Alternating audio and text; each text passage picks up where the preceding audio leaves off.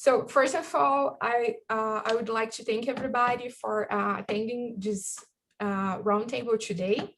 And we understand that some of you might not be as used to use Zoom. So if you run into any issues, just let us know and we will try to figure out. And just some housekeeping points. So prior to start, everyone will be muted except the panelists on the roundtable. You all can be unmuted if you would like. And for those that are just our participants, please type in all the questions as you have them in the chat box. So I'll try to address them in a timely manner as we go on with the discussion.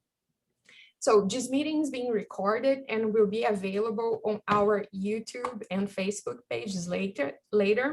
And we have posted some interviews with the panelists on our social media pages during this week. And for those of you that did not check those yet, please do so later. And I hope you can do that later. So joining us today, for this roundtable, we have Donna Jo Curtis. She's a Hereford and Angus producer, and she was the second woman to serve as the Alabama Cattlemen's Association president in 2012. And we have Randa Starnes. She's also a Hereford and Angus producer, and she owns and manages Tennessee River Music. We also have Jacee May. She works as a range and pasture specialist at Corteva AgriScience. Dr. Kim Mulenix is joining us. She's an associate professor and beef extension specialist here at Auburn University. And Dr. Dillard is also joining us. She's an assistant professor and forage extension specialist here in Auburn as well. Dr. Kelly Palmer is joining us. She works as a regional extension agent through ACES and Auburn. Then we also have Jessica, Kelton and Allie Logan. Kelton is a regional extension agent and Logan is the Barbour County Extension Coordinator. And today they're representing the Ennis project in Alabama, which we will be talking later about this. So thank you all for being part of this roundtable today. And without further ado, let's get started. So women participate in agriculture and as producers, scientists, consultants, managers, etc. They are in offices, they are on farms and also operating tractors and all machinery in farms. Worldwide, women are often referred as key of change in agriculture, but frequently still women have to deal with gender stereotypes and underrepresentation in their field. According to the 2017 US Census of Agriculture, 36% of America's farmers are women, and they own and operate over 380 million acres in US. They represent around $150 billion in agricultural sales per year, and this corresponds to around 40% of US agricultural sales. This is just to emphasize the importance of providing women with proper tools so they can succeed on these fields, and this is our goal today.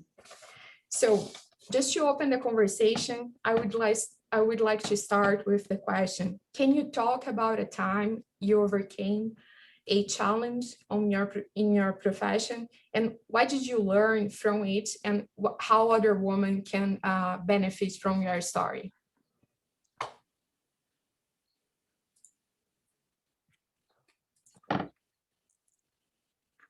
I will start out. When I first started, when I got out of college, and just to go in the parts store to get parts like for the hay baler or anything like that, sometimes they would kind of act like I had no idea what I was talking about. One of the big advantages today literally is cell phones. You know, you can take pictures of the part that you need and trying to explain, you know, and just as time has gone on and they know that I do these things, you know, there's not a problem now, but in the early days there was, you know, and we talked about originally when I was younger and would go to the sale barn with a load of cattle, and that was the days that you had to back up to an unloading ramp. Most of them now have a drive-through, but I would have men actually come out to the window and ask me if I needed them to back it up for me, you know, and my reply just was always, well, let me try first, you know. So just in doing it and them understanding that you can has been my experience. Does anybody else would like to share? Sure. Yeah, I would just add to that a little bit. So whenever I first started in my job, I followed an extension specialist that was very successful in his career and very well respected in our state as a beef cattle extension specialist, and someone who I consider a mentor of mine as well. But certainly it was very different from going with someone in that position to me, who was a young person just starting out and also being a woman. And so a lot of times people would say, oh, you have really big shoes to fill, you know, as part of that job. And so kind of got to where I just say, well, I think he took his shoes with him when he left, but we're trying a different route. And through that, just getting to know people and trying to build trust and just to show that you care, I think you can really build trust with people that way. And that speaks a lot for itself, whether it's a woman or a man in that position. And so that's just some ways that I've been able to transition into my job successfully, I feel like.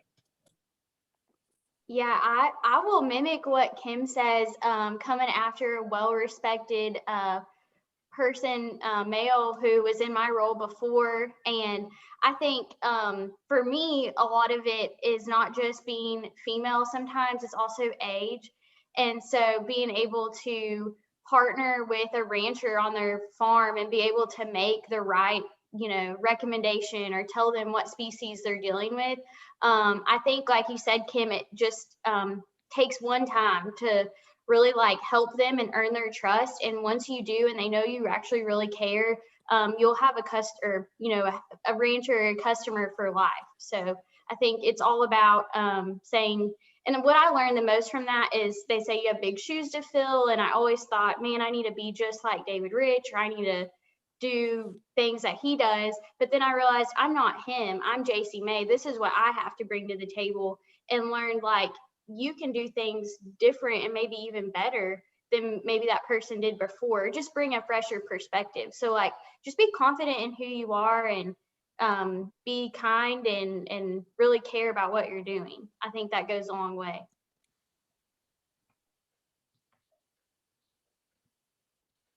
Anybody else? Jessica, Kelly, Randa? Yes, I'll go sort of along those lines. So we also, we have the farm, but then we also have a bull collection facility where we're doing custom collection. And it's always interesting when I answer the phone, 95% of our customers are, men that I'm talking to on a daily basis. And they start asking about collecting bulls, and that's my business. I mean, that's one of the things that we do, and they're always very hesitant to start talking to me about it. And they're like, well, is John around? And that's my husband. And I'm like, well, he's outside collecting bulls, but if you have any questions, I'll be glad to talk to you about it. And I know the subject matter may be a little, I don't know, I guess men don't really want to sit and talk about it with a woman, but it's our business and it's what we do. So I think it goes along those same lines of, they don't really know what to expect, or they don't really expect me to know what I'm talking about until I can sit and I can tell them all about, the collection process and what we do. And then they're kind of like, oh, okay, well, you answer all my questions then. So yeah, I think it's just in agriculture in general, I think it's always kind of been you know, a male dominated, you know, type of industry. And like Jacee said, just putting it out there and saying, hey, I know just as much, you know, I'm a female, but I know just as much, you know, as my husband does on the subject matter. So just earning their trust and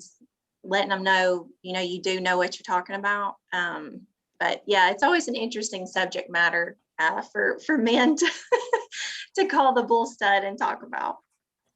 I was actually going to ask about that. If you all think that there is a tendency of the beef and foraging industry to become less male dominant moving forward, if there's any progress related to that. And I think having you all as successful women speaking here, it's kind of the step that we're taking towards that already, and being able to just have a diverse leadership in all aspects. So this is just really important. And have you ever felt that you had to overcome any gender related roadblocks in your career? How have you managed those situations, if you had any? Well, this is, I'm gonna call it gender related, but it's like as parent related too. But unfortunately, as gender relates to moms being more traditionally in charge of childcare than their spouses. And I have a unique situation because my husband actually works out of state 4 days a week. So when I was going through after graduate school, before I got a faculty position, I had a situation where I worked for someone who was a guy. I've always but one time worked for guys who had 4 children, but didn't think about the fact that I had like a 9-month-old. And he was like, okay, well, we're going to, you know, we had a piece of equipment breakdown, and he's like, we've got to get this planted today, so we're gonna have to work till dark. And I said, okay, well, I need 45 minutes. And he looked at me and I could tell he was getting really angry. And I was like, listen, I'm gonna have to go pick up my child, but I'm gonna come back, I'm gonna bring her with me. And then you could tell, like, he was like, oh, no, that's okay. Like, you do your thing. And I was like, no, like, I don't want, you need to be aware that I have children and I have childcare issues, but I'm not afraid to bring my kid with me. And I think a lot of times, and I've had similar situations sometimes with extension, and I always want to be like, you know, like, you need to be aware that yes, my children do come first, and I have to make sure my children are picked up at the right time, but also be comfortable with the fact that I'm going to bring my kids with me, right? Like, that's something I think that, besides if it was like, maybe a dad taking his son to the sale or something, other than that, it was like, oh, the kids are at home and I'm doing my thing.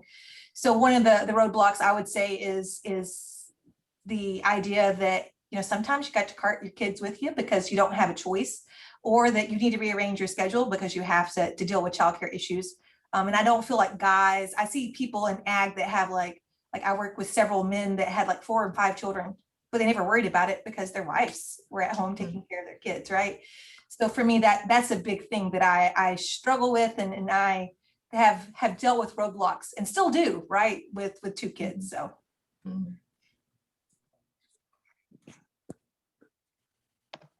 I second Leanne on that. It's funny you said that because I ran home really fast to start on this call, and I left our meat market. It's open on Friday and Saturday, and our little girl's in school, you know, 5 days a week. She's in 1st grade. Well, our little boy, he goes to a little pre-K program 3 days.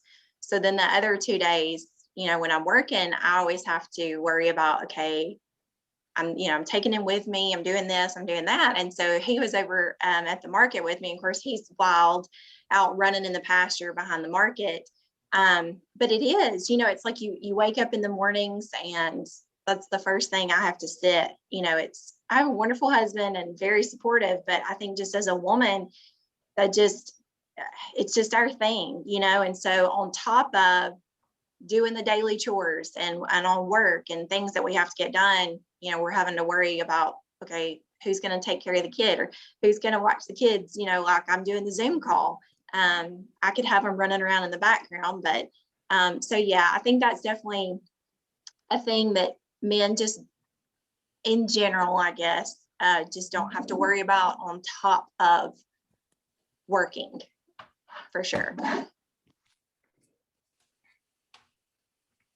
Yeah, and one thing that I wanted to talk with y'all is related to that is how do you manage your work-life balance? Because it goes with what you're saying, Randa, and especially if I don't have kids yet, but I both of my supervisors have 2 children now, and I see and look at them how they are doing things and just to learn from them, and we talked a little bit about this as well, Randa, when I interviewed you, just like being around women who already figure out how to do that. It's very helpful to me just to learn from them. So any of you would like to talk about how you manage that? I will say, I don't have children, and like a lot of y'all, and I'm fairly, new in the industry, so to speak. But early on out of college, it was really hard for me to establish a healthy work-life balance because I don't know if y'all follow the Enneagrams, but I am a 3 with 1. So basically that means I'm like very motivated and I like to follow the rules. So I was like, I would never, like, if a rancher called me any time of day, I would answer. I was always working. And finally, speaking to some mentors in the business that I do, they're like, you really have to establish times when you're going to be on the phone, times when you work, and then times when you have your personal life. And I feel like after learning the hard way, because you can burn yourself out on anything if you do too much of it. So after learning the hard way, I was able to kind of be able to justify, what is work and what is my personal life, because in ag, a lot of it just kind of coincides together, even in a role like I have. So, and I'm sure with like Donna Jo and Randa and even like Kim and Leanne, even when you have a farm and you work in ag, it makes it a whole lot, it all just kind of blends together. And so I am anxious to learn from y'all how you really put an effort into making sure you have that personal time and then your work time, which I know a lot of it all kind of flows together, but it is tough. Yeah, I'll say that is probably the number one challenge, I guess, if you will call it that, after getting out of school, getting married, and having a family, is that balance. Because, we're very fortunate, like Leanne said, being in agriculture, my kids come to work with me. So if they're not in school, they're on the farm with us, so that's a blessing, and it's wonderful, because they're right in there, watching us work and seeing what we're doing. But it is that balance of when we come home, how do we separate? John and I work together and we own farm and other businesses together. So how do we separate and have, still our personal time aside from the farm? The short of it is that doesn't happen very often.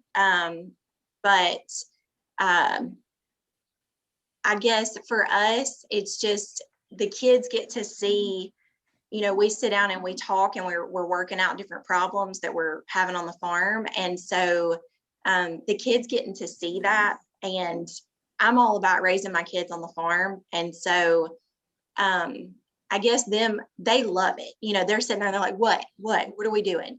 And so while I would like to completely, and sometimes we do, sometimes we get to sit and not have to sit and talk about farm stuff.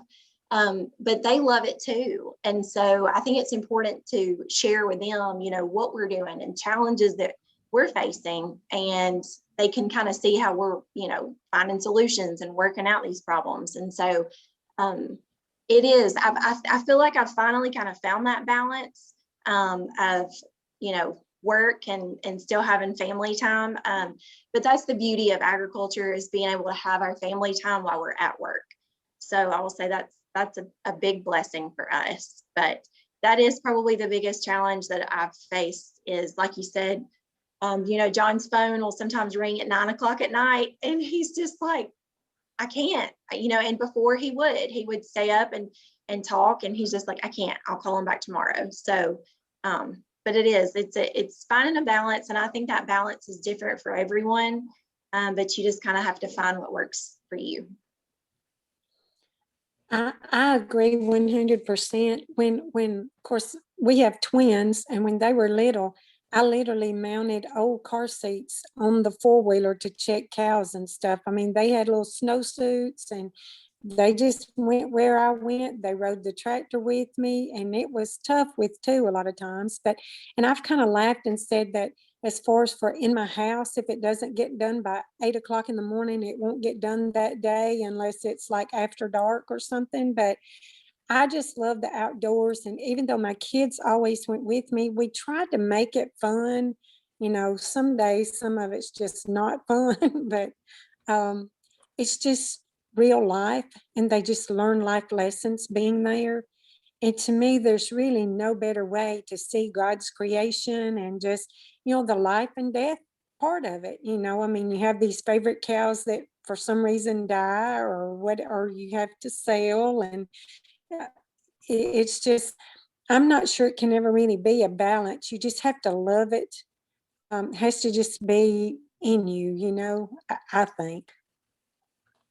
And like what Donna Jo and Randa was saying, I know y'all were raised how your children were raised. So like I was raised how y'all were raised, on the farm, where I didn't really know like work. I knew like we were working, but it was fun for me to learn. And so when you carry that into like a career where it's like a little different, you're not on the farm day to day, it's really hard to turn it off. And I could see where like your husband, Randa, and even Mr. John, your husband, Donna Jo, both have a hard time too with turning off their phones. And because I mean, they love it all too. I love talking about pastures with folks, and I want to genuinely help them. So it is really hard to like shut it down. Like just to, yeah, I'll get with you later, So anyways, and there's not enough hours in the day. I will say that. True. We really don't shut it down here unless we go totally away, like totally out of the state, is about the only way we shut it down. So that's right. And what do you all think that are the most important attributes for women to succeed today in the ag field? Can you repeat that? I couldn't quite hear. Sure. What you said. Sure. So what do you think that are the most important attributes for women to succeed in agriculture today? Oh, I got a long list of these, but I'm sure the rest of the group will probably chime in on this. But I will say having like thick skin and being resilient and like to never give up. Like if you haven't like something, you get knocked down on something or maybe something didn't go your way or how you thought it should, try again.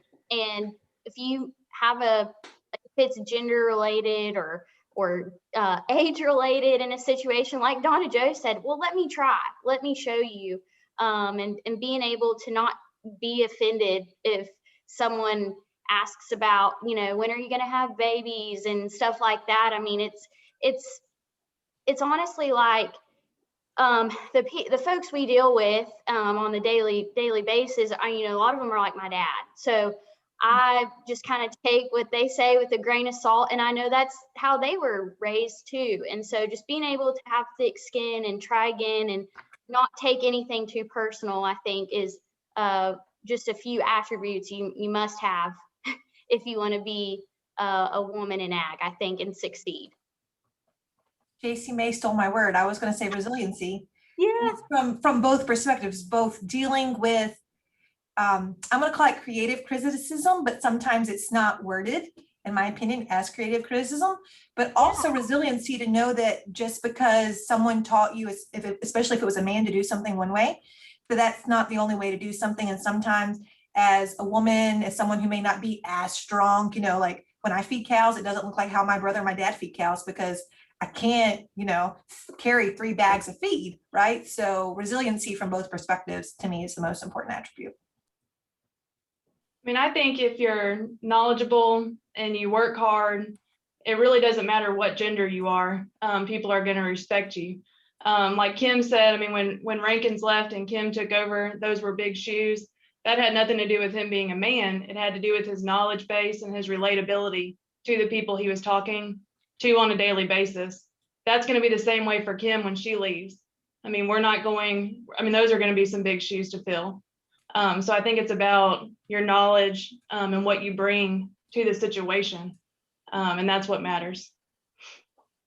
Yeah, and I think there's a lot to be said for just showing up, accountability, and that people value that. And if they see that you're willing to show up, if we're going to have an extension meeting that starts at 1 and I'm going to show up at 10 or 11 and set up tables and set up the lunch and things like that. And so there's just work ethic components like that that I think people value, and regardless of your gender. And if you can do those things and just be present, that there's a lot of value associated with that. And how do you continue to grow and develop as a leader in your field?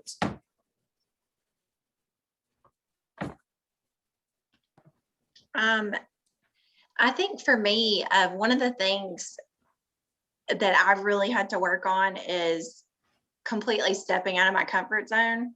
I'm not great at that. And I know it sounds cliche, and I talked about it when we talked earlier, but just don't ever be afraid of failure.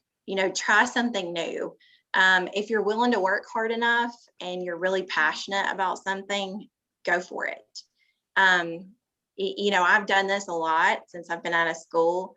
I came back to our family's operation, and like someone mentioned earlier, this is the way it's always been done. And here I am, young, and I've got all these ideas. And so I'm like, well, let's try this or let's try that. And some of it's turned out great and some of it, not so great, but I tried. And so that was really me stepping out of my comfort zone and not really being afraid. I was afraid to fail, but then I guess once I did, I was like, well, I learned something.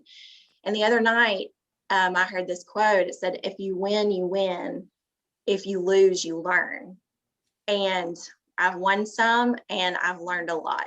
So just don't ever be afraid to try something new. And I'm preaching to the choir here, to myself, but it's so true. And I think in order to better ourselves and to grow as individuals, as moms, as ranch wives, as ranch moms, or, whatever it is that we're doing, just don't ever be afraid to put yourself out there and believe in yourself. I doubt myself a lot, and I've had to really overcome that. So just don't ever be afraid of failure, because you will learn something from it and you will grow. And so that's my little bit of advice for kind of continuing on and bettering yourself as far as a person and just in your business.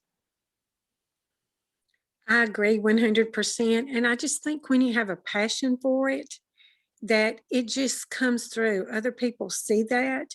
And there's always other people watching, and as long as you really strive to do what you set your mind to do, there will be achievements. There may be some failures, but as Randa said, you're going to learn whichever way it goes. But there's always people just watching to see, and it may be an encouragement to them. Even if you do fail at what you do, at least you tried, and it may be an encouragement to somebody else to step out of their zone and try something new also. That's right. And I'll just say, like, basically solidify what y'all are saying. If you talk to anyone who has had success on their side, whether it be in our industry or something completely different, if you were to ask them how many times it took them or how many years it took them to get there, how many trials they had to do, they will say a lot. And so, like Randa and Miss Donna Jo said, like, if you fail, get back up, try again. That's just one way it didn't go right. Let's figure out another way. Now, I would like to talk a little bit about the tools and assistance that women can have in ag, especially here in the States. So I looked on the Census of Agriculture from 2017 again, and in Alabama, the majority of male farmers, they are small farmers, which just means that they have less than 10 years of experience. And usually they also have small property and around 50 cattle on their herds.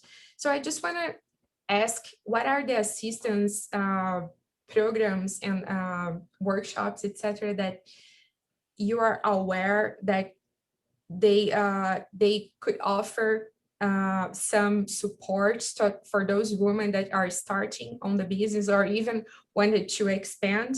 And on this, I would like to ask Allie and Jessica and also Kelly Palmer if they would like to talk a little bit about the Annie's project here and also the Woman in Ag events. I'll talk a little bit about Annie's project. So Annie's project is a national program focused on farm financial management, particularly for women. And several years ago, our director asked for us to reestablish it in the state. And so we've had a few women participate the past few years, but really it's just to bring the women together, to provide some of just, I think there's like 18 hours of class work with it, but it's not just women in ag, but it's an introduction to extension. And that's really what I see it as. It's a place where they can come ask all of the questions that they may not feel comfortable walking into any extension meeting. But the goal of that is to leave Annie's project and be confident enough to walk into all the programming that's out there for any audience, not just particularly for women. And so that's our goal with that program, is just to get their feet wet. So hopefully they plug into extension so that at some point, hopefully we don't necessarily need an Annie's project, that the women are confident in their knowledge so that they can go sit in any educational class. Allie, you want to add some to that? Yeah, I'll just say that Annie's project, and Jessica will agree, that the biggest thing we've seen these women have gotten out of it is the networking they have had with each other. So it's basically the conversations that we're having right now among these women. How have you struggled? How have you gotten out of it? How did you get started?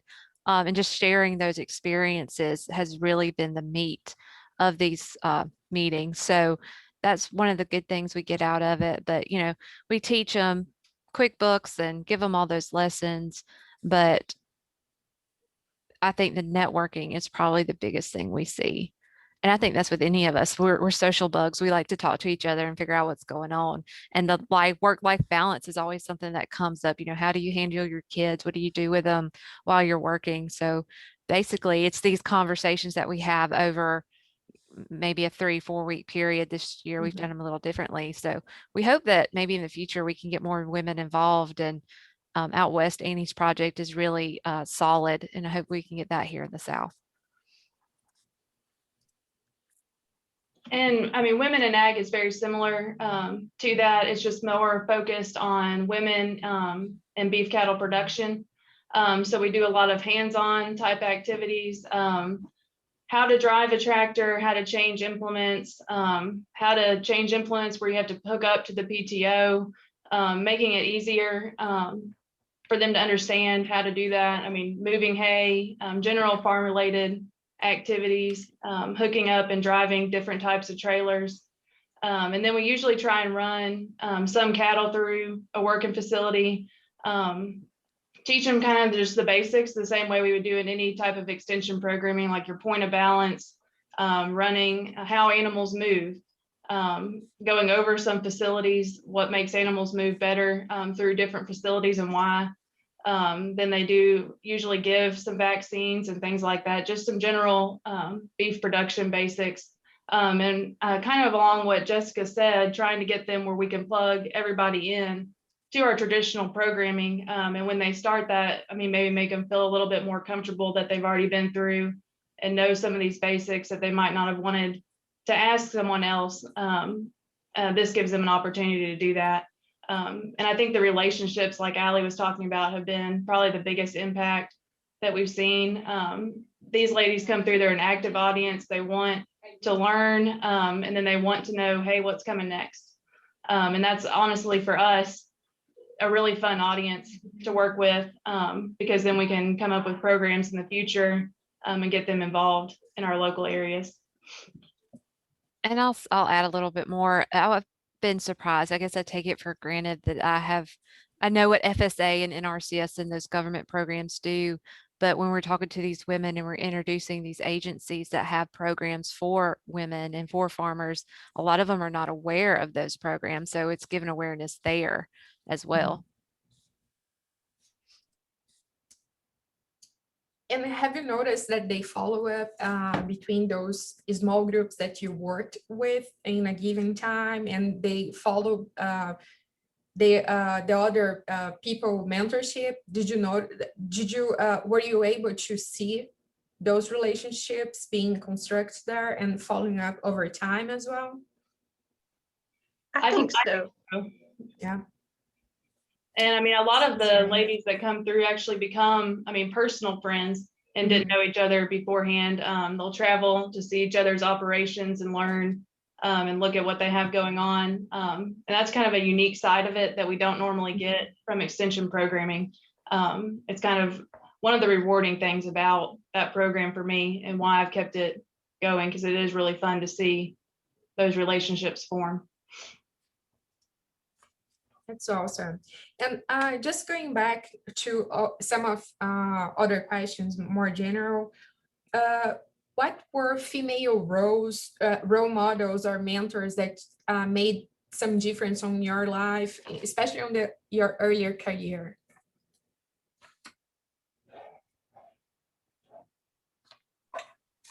Well, I'm sure that most of the women on here, and if you're a guy, probably too, but one of the biggest role models in my life was my mom. We grew up in a household where gender was never mentioned, but in a positive way or a negative way. My mom never said, women can do anything they put their mind to. She said, you can do anything you put your mind to. And she really modeled to me, it doesn't matter male or female, you can sew the clothes, or you can work on the lawnmower, wear makeup if you want to, don't. And so it's really, that's the way I've lived my life. And I think in our career, I've always, in extension, there's a lot of women as far as educators. So I've never felt like I didn't belong. And to me, it's all about, what do I bring to the table, man or female, man or woman, it doesn't really matter to me. And so she just really modeled that gender isn't an issue or it doesn't have to be an issue. And a lot of times, if you're looking for that to be your issue, you're going to find it. But if you don't know to look for it, then you don't run into those roadblocks. And I never saw being a woman would keep me out of a science career, because it was never told to me. It's not like we had the internet to look on to see, oh, well, women are facing all these issues. It was never mentioned. So, when I was a kid and wanted to be an astronaut, that wasn't, well, that's not what they do. Or if I wanted to go to be in Science Olympiad, oh, well, girls don't do that. You should go, do English. It was never that way. My mom was just always the one that said, you can do whatever. And so I really value that now, looking back, that I never had it preached to me that girls do these things, or and guys do these other things. And so it's really shaped my life and probably allowed me to view things a little bit differently. I never saw it as, oh, well, you're female and you're going to face all of these challenges. It's just, you do what you got to do. And so that's how I feel about it. And Yes. so I do appreciate her. Amen, Jessica. I will say, when I saw this question, I was thinking about it. I thought, man, in work and just in general, I have a lot of role models I can think of. There's a few on this call, to be honest. And I thought, growing up, I was really fortunate to have like my mom, my aunt, they all do everything. They have roles that maybe are gender neutral, or gender isn't even a thing, and I was thankful enough, and my dad is actually one of my role models too, because he gave me the same opportunities and treated me just, like his daughter, but also there's no limit. He didn't say, well, you can't go do that because you're a guy, or you're not a guy, you're a girl. So I feel you on that. I think that really, looking back and pondering over this question before the call, is like, I think that really molded me to who I am now. And that's why I'm not afraid, I guess, or feel like I'm going to fail because I know I can do it. And it's funny you mentioned this. I had a customer one time ask me if I was like felt weird, didn't use weird, but basically asked if I felt uncomfortable working with his men, were our salesmen. He was a division manager. And I said, no, sir. I said, I've been dealing with men your age since I was about 4 or 5 years old in a show barn or a cattle barn, networking with ranchers across the country that were my dad's age talking about cows. So that's never been, like Jessica says, that's never been a issue. It's never been, well, I'm a girl, I'm going to face this. It's just been like, I can do it. And I think I'm really glad you brought that up, because I feel the same way. I was the same way. My dad was probably, when my mother and daddy, daddy was always the one though that's just like, you know, you don't need to be dependent on anybody. You need to learn to do these things, and you can do whatever you set your mind to do. And I guess just being in that and hanging out with, you know, in our neighborhood when I was little, there weren't any other girls to play with, you know, it was only boys. So I hung out with the boys. And as I got older, I realized that, you know, if you weren't on the farm, you know, and I don't mean this in an ugly way, but a lot of time, if you're not in the ag industry or whatever, some of that girl stuff's just too much drama for me. So I'll add to that. My dad and my mom are definitely my role models. They had us picking peaches in the orchard. Gosh, I don't know, I wasn't even born yet. I think my mom was picking peach trees when she was pregnant with me. So, but then my dad had us scouting cotton. I was probably in 4th grade when I had my first job scouting cotton. So it was always something on the farm. And he just basically was like, okay, you're going to do this. It wasn't really a question. So there were times when my friends wanted to do something during the summer. I was like, sorry, I got to work. And, you know, from then, like y'all said, he just pushed me. It was never an issue of gender or race, but, you know, he helped me network. We always talked with the chemical salesman and that kind of stuff with the farm. So I had no issue growing up talking to these men. I was the only woman in the room, and it didn't really matter. I felt like I had a voice because I just grew up that way.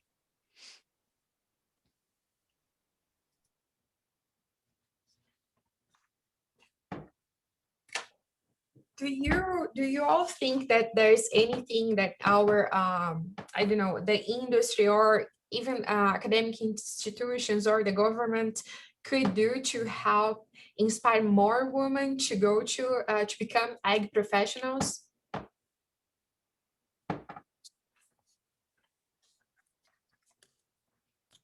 So I would say in our department, the Department of Animal Sciences here at Auburn, just over the last several years, you've seen a shift just kind of naturally in the dynamic of our department, where we have mostly female undergraduate students, and that's now going all the way through like the graduate programs in our department and into academia. So just kind of that natural progression, and it's flowing with the information that you provided about the census data that would show that there's increasing numbers of women who are the primary owners or managers of their farming operations. And so I think that's just an overall positive trend.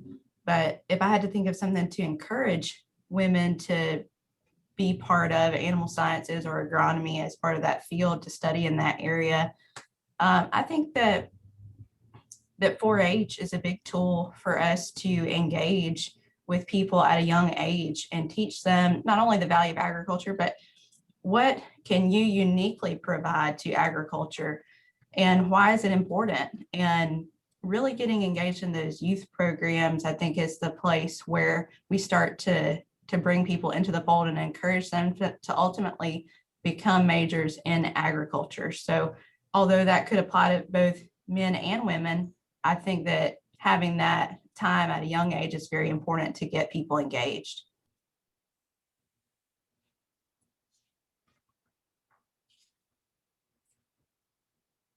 Just some to follow up. So what would be some ways that we could look at differentiating ourselves and just improving as a professional in the field? What are ways that you look for to do that?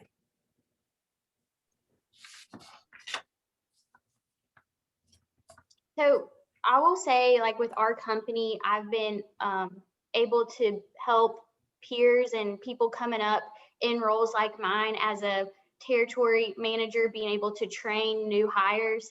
So last year I had a summer intern and an associate territory manager. So basically they were able to help me with responsibilities in my territory. And it was a great like leadership role for me to help learn more about them and how to help them, and really learned about myself too. I mean, it's any time you can be a mentor or even a mentee with somebody is, I think, is very helpful. In other ways that I like seek out, so that's something that has to be like appointed to you, but other ways that I seek out to do better, I think it's not just in your industry. I think you have to have really strong faith, you know, whatever you believe in, but make sure your heart and your soul is good before you go and put that on others. So I'm in, you know, a small group, a Bible study, and I try to be in the Word every day. I mean, whatever that is for you, I think that that's should be number one and very important. And then to improve in my field, I've reached out to mentors in my industry and in my business, but I also reach out to folks in other businesses and industries as well that I can rely on, so just to understand, like touch base on what they're doing. A couple of my close friends work for animal health companies, and so they're in similar roles as I am, and being able to bounce off ideas has been really helpful. And then just in general, I like to listen to like podcasts, different leadership things like that, just to improve my overall personal development. So those are just some things. I don't know if that's exactly what you were asking, but that's what I try to focus on to just get better every day.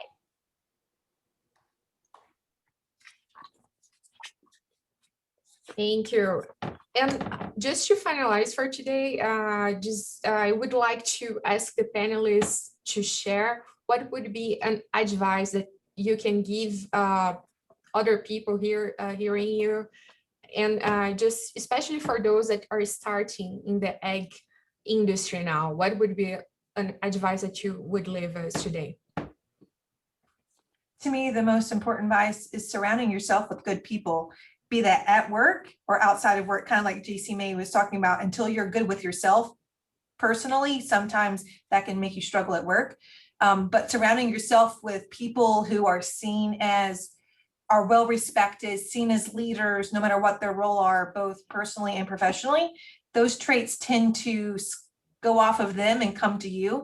And it helps keep you grounded too, and also gives you someone to rely on when you are having problems, and someone to help you. So surrounding yourself with good people like Dr. Mullenix is always a really good way of being able to help you constantly strive and better yourself as well. Dr. Lisa wasn't able to be here today, but she told me exactly the same thing when I asked her, Leanne. So I'm pretty sure she's the one that gave me that advice. Well, we all look better when we associate ourselves with Kim. Let's be honest. I mean, Well, and I would say show up and work hard. Don't stay in a single lane. If you get opportunities to learn about different areas of ag, take them, especially with like an agent type role.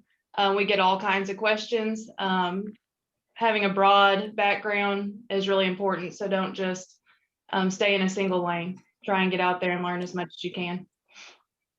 And always be ready to learn. I mean, you know, I'm about to be 63, but you know, if y'all are going to have some kind of workshop, I'm going to sign up and go. I mean, I want to learn and do things better. And if you go, you know, make use of what you do learn, come back home and put it to practice, and always strive to do better. That's just kind of always been my goal, to just always strive to do better.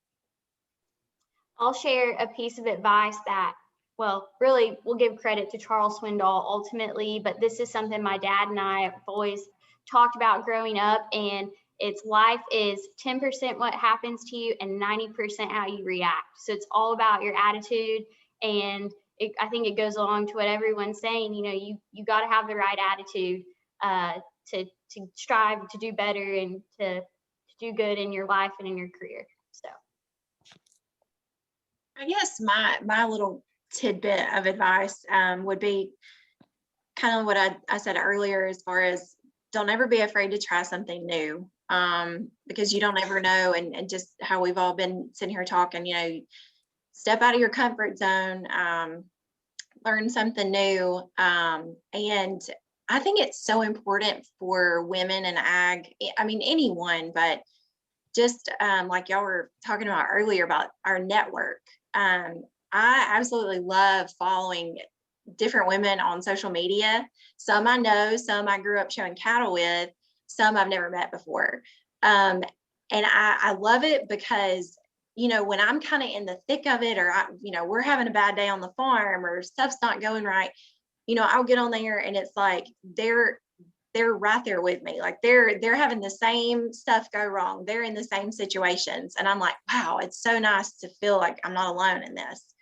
And so I think that's so important for us to have these talks, and to share our knowledge, share, you know, different stuff that's worked for us, share the problems that we're having. I think that's so important, of keeping that network of, like you said, Leanne, of you know, really positive people that they work hard, and, you know, all that kind of rubs off on you. And so I think just keeping that network of people around you, especially, you know, in agriculture, and kind of learning from them, and just don't be afraid to try new things, and don't be afraid to fail, because like I said, I've failed many times, but I've learned a lot. So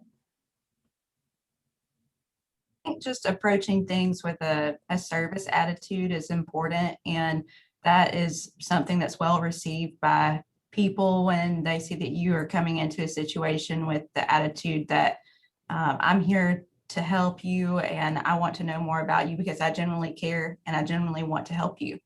And I think having that servant heart is something that women do well, because we're naturally nurturing people, right? Because a lot of us are mothers, or ultimately want to be a mother. And because of that, it allows us to have kind of a unique skill set to be able to really offer that service-minded attitude to people.